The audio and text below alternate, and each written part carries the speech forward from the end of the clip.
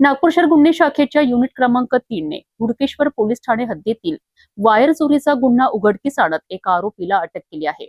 आरोपींकडून तब्बल 1,70,000 रुपयांचा मुद्देमाल जप्त करण्यात आला आहे।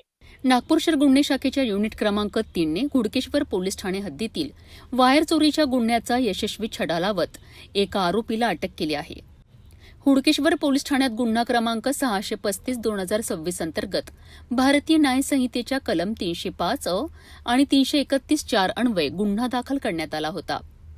या प्रकरणात पंकज श्रावणजी खाकरे वय 33 वर्ष राहणार धामणा हुडकेश्वर रोड याला ताब्यात घेण्यात आले।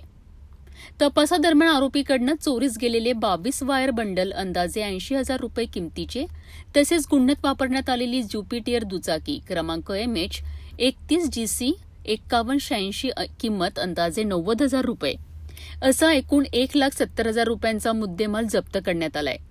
गुन्हे शाखेने आरोपींकडून मुद्देमाल जप्त करून हा गुन्हा उघडकीस आणला असून पुढील कायदेशीर कारवाईकरिता आरोपीसह जप्त मुद्देमाल हुडकेश्वर पोलीस ठाण्याच्या ताब्यात देण्यात आला आहे। वायर चोरीच्या गुन्ह्याचा जलद तपास करून आरोपीला अटक करण्यात गुन्हे शाखेला यश आले आहे। या प्रकरणाचा पुढील तपास हुडकेश्वर पोलीस ठाणे करीत आहे।